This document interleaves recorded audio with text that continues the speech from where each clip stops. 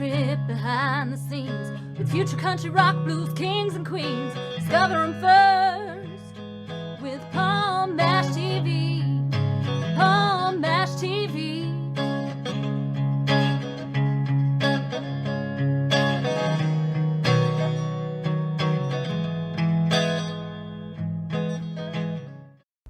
Well, hello everybody. It's Palm Mash TV time again. Thank you for joining us. We got another great interview coming up for you in just a moment. But before we get into that, don't forget to hit subscribe here and click the bell. And every time we have a new interview for you, you'll be notified. You can check that out. And feel free to use the comments section. We'd love to hear from you there. And if you want to go to our Facebook page, you can. It's facebook.com/PalmMashTV. And feel free to like the page, comment on everything you see there, and inbox us. And we'd love to hear from you there. And also, you can email us as well. That's palmmashtv, all one word, at gmail.com. And it doesn't matter whether you're a band or solo artist who want to be on the show, but it also works for fans. So if you're a fan, you can talk to us there. And we're going to recap all this for you at the closing credits at the end of today's show, so stay tuned for that. From Pakistan, believe it or not, we have Imran Ahmed, and a very talented artist, and I think you're going to agree by the end of the show. So we'll get to the interview in just a moment, but first, here's a quick word from ClickJam. Don't go away, we'll be right back.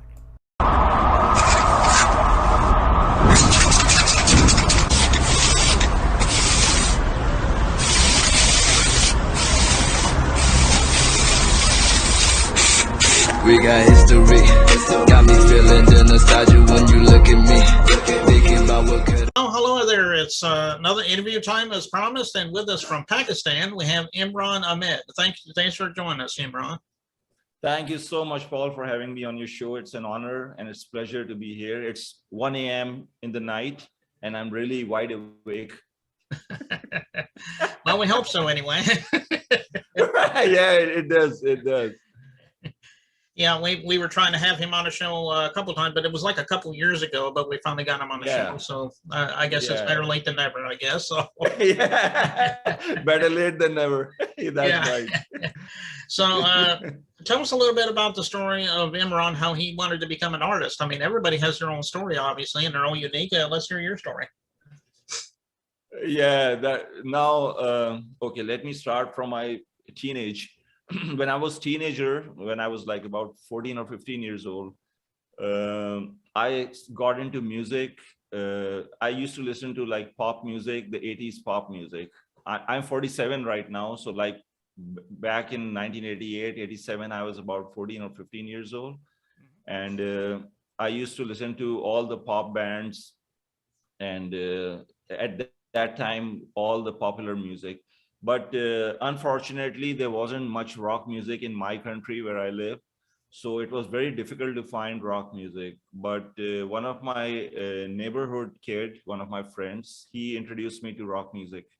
And he gave me a cassette, and it had some like different rock songs. And we never had any CDs back then. There was no internet, nothing. So it was like more of an isolation, we were living in isolation. And then once I got the hold of that cassette, I started listening to it. We used to have those Walkmans, if you remember the Walkman, Sony Walkman. So I used to carry that all the time with me. I was like a freak of music, a music buff. And once I started listening to that cassette, I was like, it was something I've never listened anything like that in my life. It was so cool. And then I started to dig further. There was nothing, there was no, you can say, source for me to get exposed to American rock music or British rock music. The only thing we had were probably some magazines like Hit Parader, Circus Magazine, and probably some Guitar World magazine, Guitar Player magazine.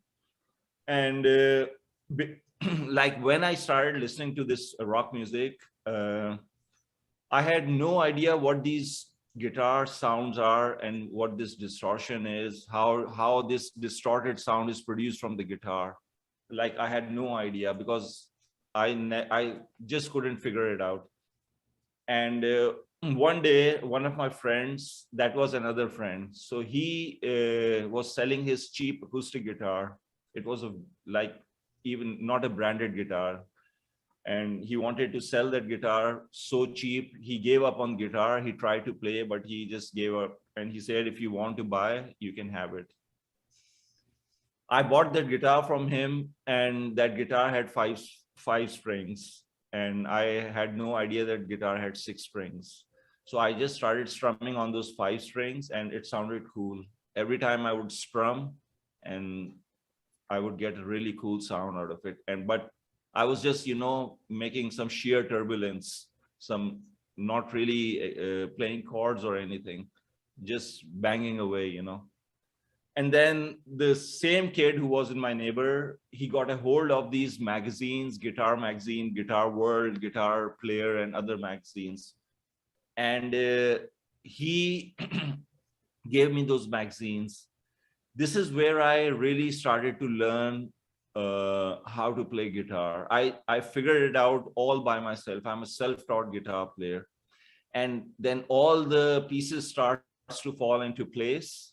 And eventually I started to understand what music is and what the rock sound is, how you produce distortion from the guitar, what is an amplifier, what is an electric guitar, all the mechanics of the guitar and everything. So it took me quite a while to learn that. And by the time I was 18, I guess, I got my first electric guitar. Again, it was not any like a famous brand. It was nothing like Gibson or Fender or anything. It was a cheap guitar, probably some Korean or Chinese made guitar. I don't even remember that. But it sounded cool. I bought a small amp with that, and the only distortion was in that amp, and I used to just plug in and crank up the volume full, and I would just play loud, and my neighbors really wanted to kill me for that. They thought that it's not cool to play so loud, but I just wouldn't listen to anyone. And then finally I started to learn. I got really serious. By the time I was 18 and almost 19 years, I started really like sitting down and practicing for hours and hours, honing my skills, my instrument. And by the time I was in my early 20s, I formed a local band, and we started to play different songs. And by that time, we were like fully aware of what the music was, and we were really into these American and British rock bands like Guns N' Roses, Pearl Jam. In 90s, it was like Pearl Jam, and the grunge thing was all big. Metallica, Megadeth, and I was like really into all this music.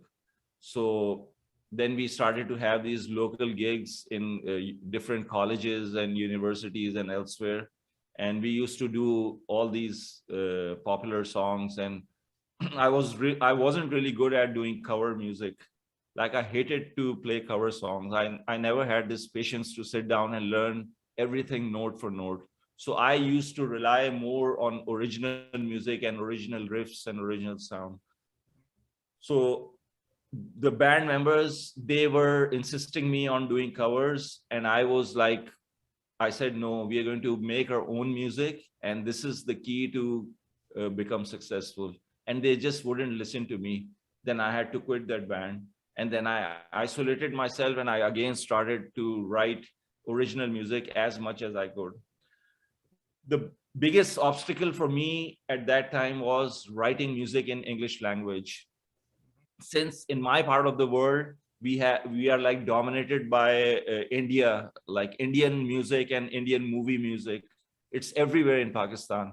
So we had like Bollywood movies and Bollywood music. It was all dominant, even it is now. And whatever was going on the national TV and whatever was happening around, it was all commercial. Everything was like commercial music and in my own language.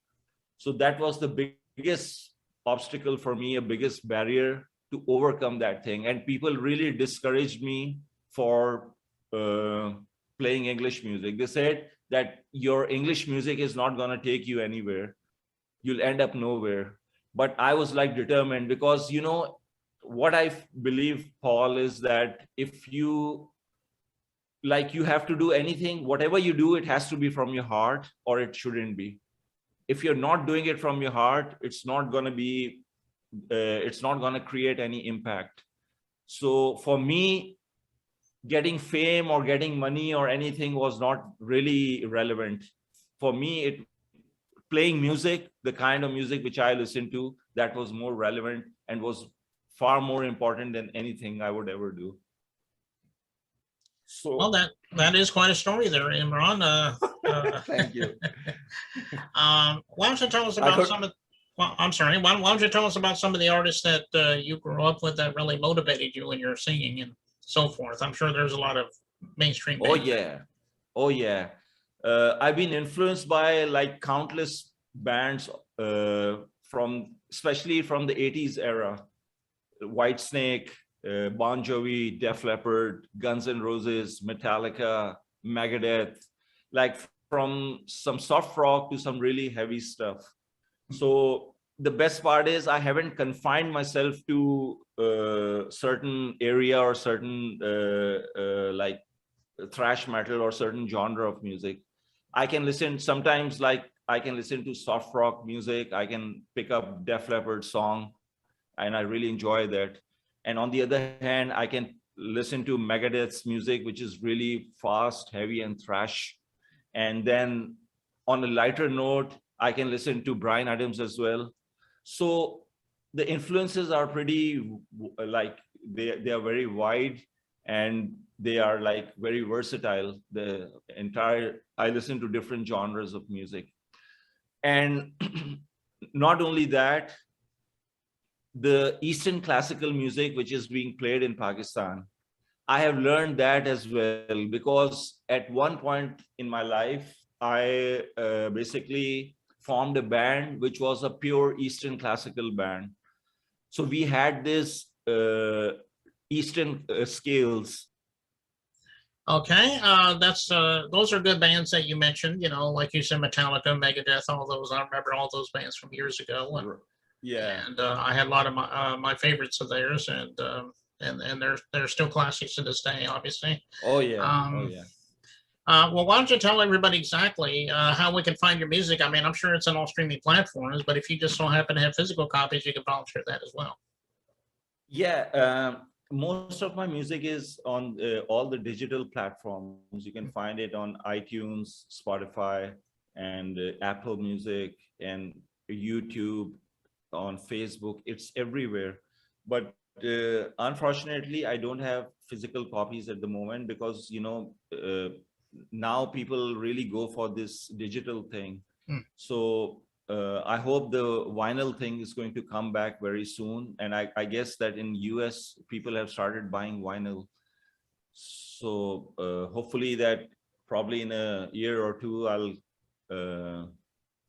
have vinyls and CDs and physical copies of my music as well.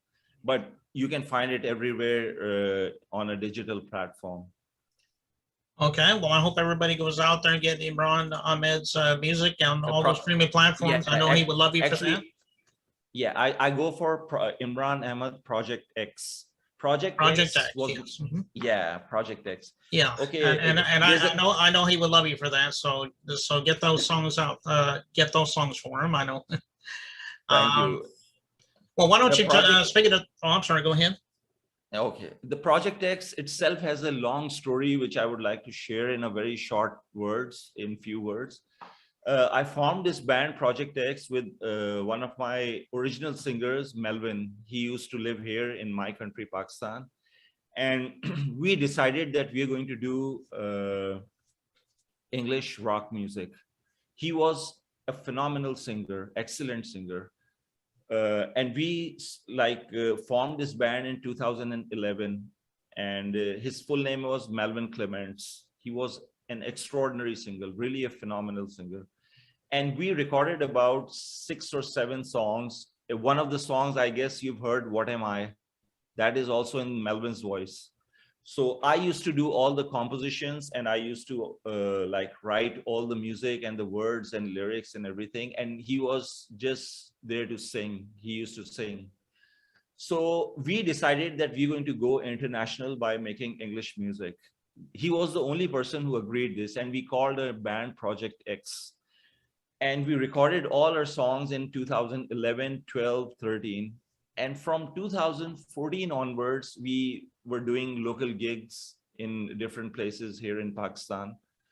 From 2015, he started to get sick. He wasn't well. He had this, what do you call, plastoanemia. It's like a blood cancer. So he was suffering from that. It's more of a medical condition than a disease. So this thing got aggravated. It got worse and worse. And by the year 2016, he passed away. So I thought that this Project X legacy must go on, and I'm going to carry this Project X. And ever since, I call this Project X, and I have like different artists from all over the world with whom I collaborate. So this is like Imran Ahmed Project X. If you write the whole thing, you'll find me everywhere, on Google, everywhere. Okay. All right. Well, you just mentioned that song too. What Am I? Yeah. Why don't you tell us the story about that song? We'd love to hear it. Oh yeah, What Am I was the first song which was nominated in the Josie Music Award, which is an independent music award.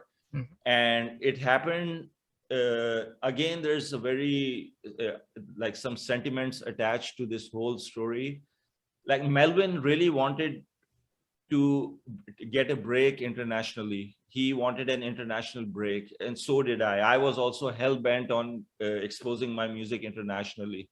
And at that time, the Facebook and YouTube, everything was pretty new. And we were like, there was a lot of trial and error, and we were experimenting on so many things at that time. So I had this, I made a Facebook page of my Project X, and I uploaded this song, What Am I? It was sung by Melvin. Melvin was the original singer of Project X. And from out of nowhere, that song really started to it started to go up. People started listening to it. And it went so well that one of the independent award show, the Josie Music Award, they approached me and they nominated that song. And that was my first ever song to be nominated on the American market. And it was like mind-blowing thing for me. So that was my first major break. And then in 2016, Melvin died in March. And in September, I went to Nashville to attend the award ceremony. And that was my first visit to Nashville as well. I was with my wife, Shaista, and we had a very, very good time. I had a mixed feeling of happiness and sadness, both. Happiness being nominated, and sad being losing my best friend and my bandmate. So that was really a very emotional journey for me at that time. Okay, well, it is a great song, and we're going to get to that in just a moment. But Imran, thank you so much for coming on the show. We'd love to have you back again if you have anything to plug in the future. Thank you so much. And I would really appreciate you having me on the show. And thank you, Paul, for this beautiful interview. And I hope that in future, we are going to have some more interaction. And I would love to be on your show in the future as well. Okay. Well, maybe one day, like I said, if you have anything new to plug, maybe we'll have you back on, and that'll be awesome. Yeah, and I hope to visit United States in 2022, because there's another big award show, ISSA, International Singer-Songwriter Association Award, the ISA Award, which we call, and probably there's a chance that I might perform on the main stage at ISA Award. And another thing I would like to add here is that I won ISA Award last year. In 2019, I won the Male Artist of the Year in ISA award, and it held in Atlanta, Georgia. So that was another big achievement for me. Okay. All right, well, let's get right to the song. Here it is, What Am I by Imran Ahmed, right here on Paul Mash TV, so don't go away. We'll be right back. In my broken heart, your love for me was fake, it was never true, untrue. The sweetest dream of you, it turned into a nightmare out of the blue, because of you. Happiness you gave me was a pain in disguise. I should have known it better than to realize.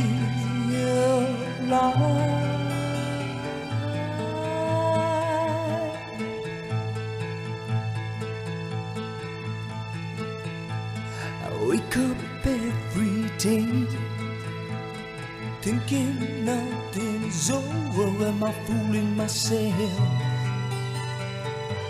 or am I insane? So I made a mistake, walking on the same path again and again and again. Happiness you gave me was a pain in disguise. I should have known it better than to realize.